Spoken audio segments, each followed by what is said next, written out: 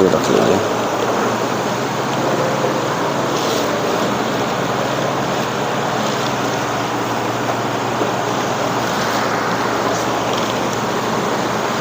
بھائی مل جاتے، ادھر آ رہا، جگہ خالی ہے ساری، ادھر سے پیچھے سے ہو کر کے اب یہ سب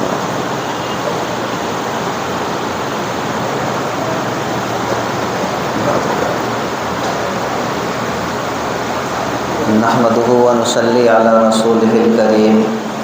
اما بعد فاعوذ بالله من الشيطان الرجيم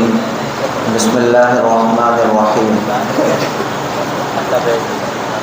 انا انزلناه في ليلة القدر وما ادراك ما ليلة القدر ليلة القدر خير من ألف شهر تنزل الملائكة والروح فيها بإذن ربهم من كل أمر سلام هي حتى مطلع الفجر آمنت بالله صدق الله مولانا العظيم وصدق رسوله النبي الكريم ونحن على ذلك من الشاهدين والشاكرين والحمد لله رب العالمين۔ میرے محترم بزرگوں، بھائیوں اور دوستوں، اللہ رب العزت کا فضل و کرم ہے کہ اللہ رب العزت نے مجھے، آپ کو، بلکہ کہیے کہ ہم سبھی کو اپنی زندگی کے اندر ایک اور رمضان المبارک کا مہینہ مرحمت فرمایا۔ آج اللہ رب العزت کے فضل و کرم سے اس ماہ مقدس کے 20 ایام گزر گئے، اور یوں سمجھ لیجئے کہ آج ہی سے آخری عشرہ شروع ہونے والا ہے، اور یہ آخری عشرہ یوں سمجھ لیجئے کہ پورے رمضان المبارک کا نچوڑ ہے، خلاصہ ہے، کیونکہ اللہ رب العزت نے اس آخری عشرے کو ایسی خصوصیات اور ایسے فضائل سے نوازا ہے جس کی بنیاد پر میں یہ کہہ سکتا ہوں کہ سال بھر پھر دوبارہ ایسے ایام ہمیں نصیب ہونے والے نہیں۔ اس لیے میرے پیارے بھائیوں، ان ایام کی قدر کریں اور ہر وہ کام کرنے کی کوشش کریں جو ان ایام کے اندر اللہ رب العزت اور پیارے نبی اکرم صلی اللہ علیہ وسلم کو محبوب۔ دیکھیں، یوں تو رمضان المبارک کا پورا مہینہ ہی مقدس ہے، بابرکت ہے، اس کا ایک ایک لمحہ انتہائی قیمتی اور قابل قدر ہے، لیکن خاص طور پر یہ آخری عشرہ نبی اکرم صلی اللہ علیہ وسلم کے ارشادات کے مطابق اللہ رب العزت کی عبادت کے لیے خاص کیفیات رکھتا ہے۔ چنانچہ حدیث مبارکہ کے اندر آتا ہے، بخاری و مسلم شریف کی حدیث ہے، سیدہ عائشہ صدیقہ رضی اللہ تعالی عنہا فرماتی ہیں کہ کان رسول اللہ صلی اللہ علیہ وسلم اذا دخل العشر الاخیر، کہ جب بھی یہ آخری عشرہ آتا تو نبی اکرم صلی اللہ علیہ وسلم کی حالت یہ ہوتی، احیا اللیل، کہ نبی اکرم صلی اللہ علیہ وسلم اپنی رات جاگ کر کے گزارتے، اور فرمایا ایقظ اہلہ، اپنے گھر والوں کو بھی جگاتے، اور فرمایا وجد وشد المئذر، کہ رات بھر عبادت میں محنت کرنے کے لیے اپنی کمر کس لیتے۔ اسی طرح ایک اور حدیث مبارکہ ہے جس کو امام مسلم نے روایت کیا، یہ بھی سیدہ عائشہ صدیقہ رضی اللہ تعالی عنہا ہی سے مروی ہے۔ آپ فرماتی ہیں کہ کان رسول اللہ صلی اللہ علیہ وسلم یجتہد فی العشر الاواخر ما لا یجتہد فی غیرہا، کہ نبی اکرم صلی اللہ علیہ وسلم اس آخری عشرے کے اندر عبادت میں جتنی محنت کرتے تھے، سال کے دوسرے ایام کے اندر عبادت میں اتنی محنت نہیں کرتے تھے۔ دیکھیں آپ نے سنا بھی ہوگا، پڑھا بھی ہوگا کہ عام دنوں کے اندر بھی نبی اکرم صلی اللہ علیہ وسلم تہجد کی نماز روزانہ پڑھا کرتے تھے، جس کے اندر نبی اکرم صلی اللہ علیہ وسلم آدھی آدھی رات، اسی طرح ایک تہائی رات تہجد کی عبادت کے اندر گزار دیا کرتے۔ لیکن اس آخری عشرے کے بارے میں سیدہ عائشہ صدیقہ رضی اللہ تعالی عنہا فرماتی ہیں کہ نبی اکرم صلی اللہ علیہ وسلم رات بھر عبادت میں محنت کرنے کے لیے اپنی کمر کس لیتے۔ عام دنوں کے اندر نبی اکرم صلی اللہ علیہ وسلم کی تہجد کا معمول کیا تھا،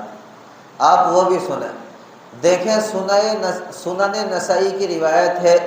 کہ نبی اکرم صلی اللہ علیہ وسلم جب تہجد کی نماز کے لیے بیدار ہوتے تو اس طرح بیدار ہوتے، ان تعالی رویدہ، آپ بالکل آہستہ سے اپنے چپل لیتے، اخذ رداءہ رویدہ، پھر بالکل آہستہ سے اپنی چادر لیتے، اور ثم فتح الباب رویدہ، پھر بالکل آہستہ سے دروازہ کھولتے، گیٹ کھولتے۔ یہ سارے کے سارے اعمال نبی اکرم صلی اللہ علیہ وسلم آہستگی سے اس وجہ سے انجام دیتے کہ کہیں ایسا نہ ہو میرے اٹھنے کی آواز سے سیدہ عائشہ صدیقہ رضی اللہ تعالی عنہا کی آنکھ کھل جائے۔ کیونکہ یاد رکھیں تہجد کے آداب کے اندر یہ بات داخل ہے کہ اگر اللہ رب العزت نے آپ کو تہجد میں اٹھنے کی توفیق دے دی، آپ کو تہجد پڑھنے کی توفیق دے دی، تو آپ کے لیے یہ مناسب نہیں کہ آپ پورے محلے کو یا اپنے گھر والوں کو جگاتے پھریں، بلکہ تہجد میں اٹھنے والے ہر بندے کو اس بات کا اہتمام رکھنا چاہیے کہ میرے کسی بھی عمل کی وجہ سے کسی سونے والے کو تکلیف نہ ہو، اس کی آنکھ نہ کھلے۔ کیونکہ یاد رکھیں تہجد کا پڑھنا فرض اور واجب نہیں، لہذا تہجد کی وجہ سے کسی دوسرے کو تکلیف پہنچانا اور اس کی نیند کے اندر خلل ڈالنا یہ جائز نہیں۔ اسی لیے نبی اکرم صلی اللہ علیہ وسلم اس طرح بیدار ہوتے کہ برابر میں لیٹی ہوئی سیدہ عائشہ صدیقہ رضی اللہ تعالی عنہا کو پتہ نہ چلتا۔ لیکن دیکھیں اس آخری عشرے کے بارے میں، اس آخری عشرے کے بارے میں سیدہ عائشہ صدیقہ رضی اللہ تعالی عنہا خود فرماتی ہیں۔ آپ فرماتی ہیں کہ نبی اکرم صلی اللہ علیہ وسلم نہ صرف یہ کہ خود جاگتے بلکہ ایقظ اہلہ، اپنے گھر والوں کو بھی جگاتے،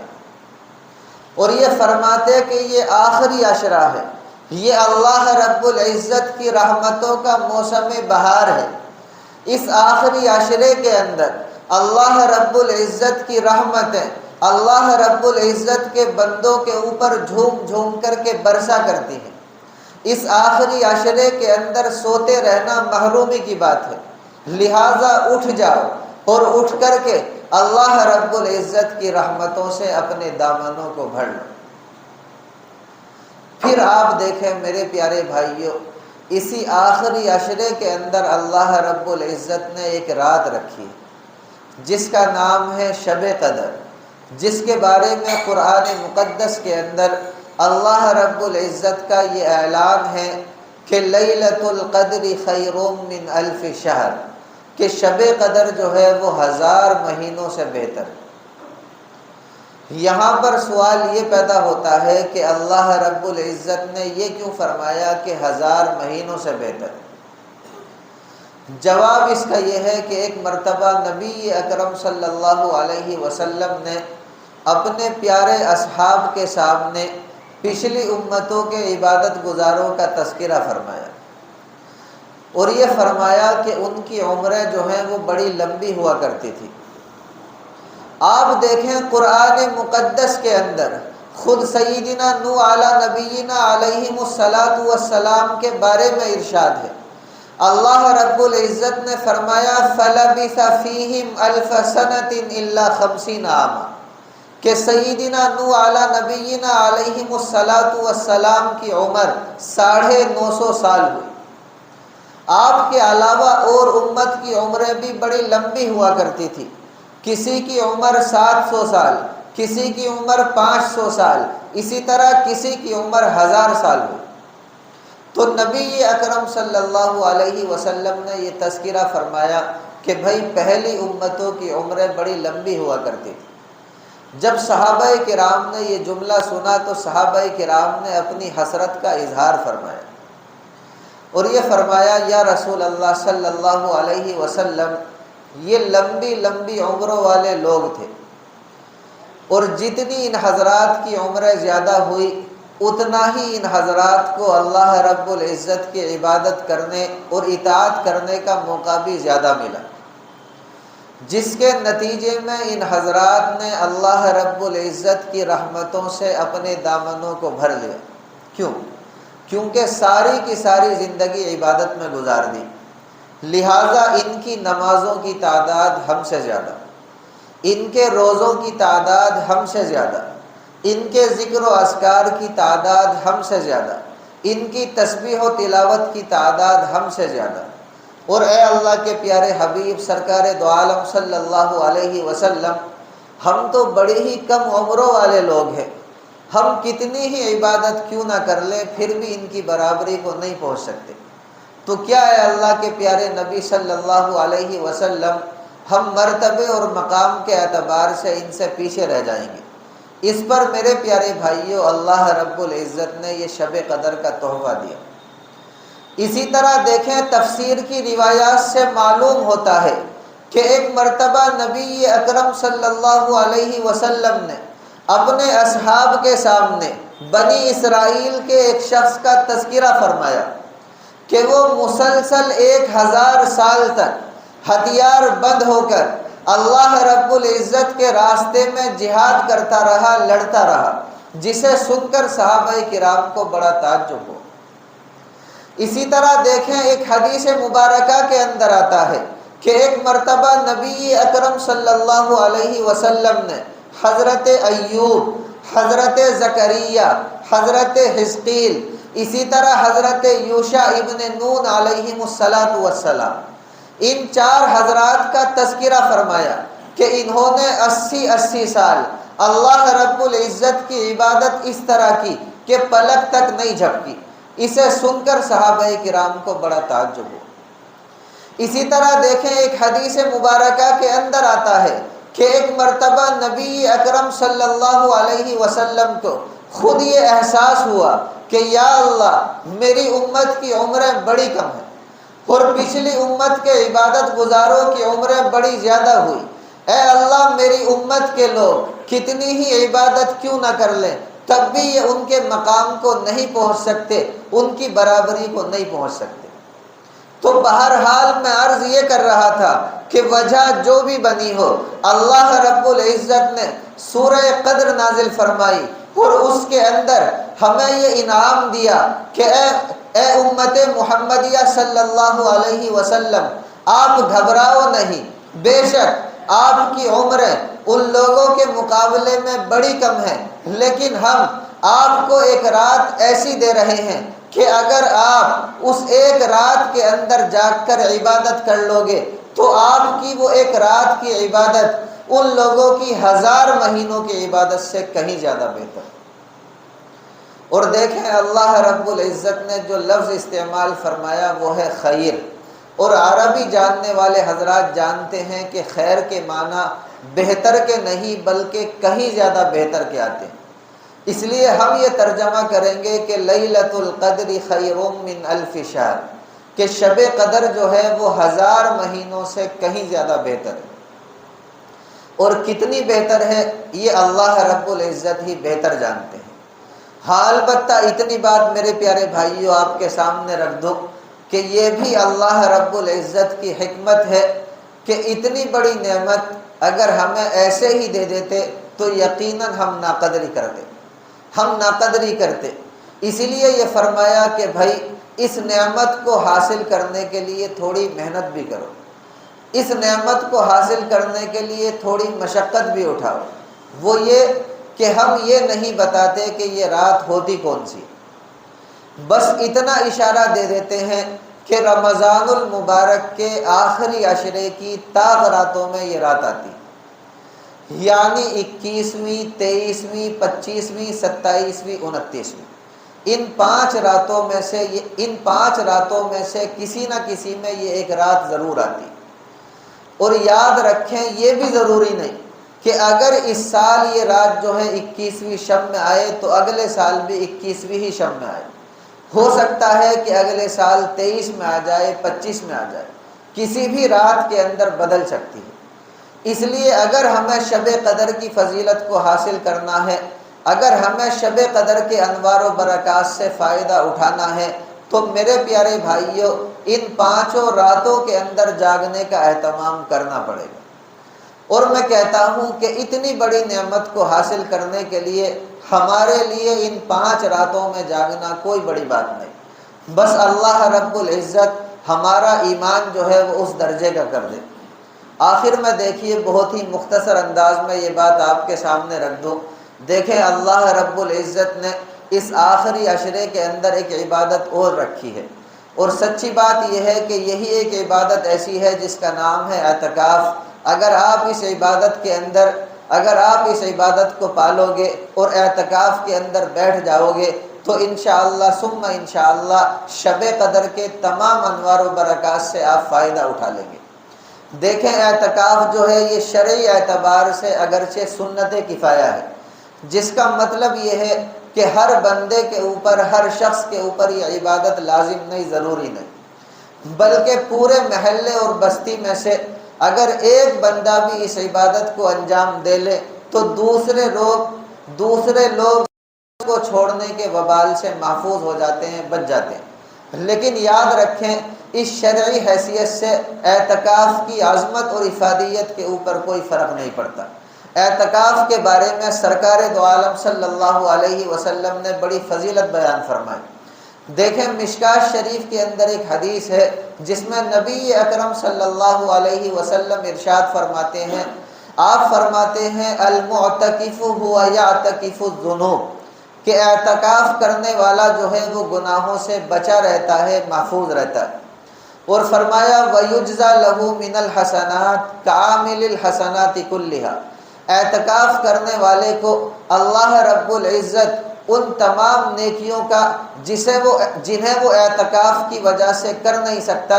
اسی طرح ثواب دیتے ہیں جس طرح ان نیکیوں کے کرنے والوں کو ملتا۔ مثال کے طور پر سمجھیں کہ اعتکاف کرنے والا کسی کے جنازے میں شریک نہیں ہو سکتا، کسی بیمار کی عیادت کرنے کے لیے نہیں جا سکتا، لیکن تب بھی بیٹھے بیٹھے اللہ رب العزت اسے یہ اجر و ثواب مرحمت فرمائیں گے۔ اسی طرح ایک حدیث مبارکہ کا مفہوم ہے، نبی اکرم صلی اللہ علیہ وسلم ارشاد فرماتے ہیں کہ جو بندہ ایک دن کا بھی اللہ رب العزت کی رضا کے لیے اعتکاف کر لے، اللہ رب العزت اس کے اور جہنم کے درمیان 3 خندقیں حائل فرما دیتے، اور وہ خندق اتنی بڑی ہیں جو دنیا جہان سے کہیں زیادہ چوڑی اور وسیع ہے۔ اسی طرح دیکھیں علامہ منذری علیہ الرحمہ نے اپنی کتاب الترغیب والترہیب کے اندر ایک بڑی ہی پیاری حدیث مبارکہ نقل کی۔ آپ فرماتے ہیں کہ نبی اکرم صلی اللہ علیہ وسلم نے ارشاد فرمایا من اعتکف 10 فی رمضان،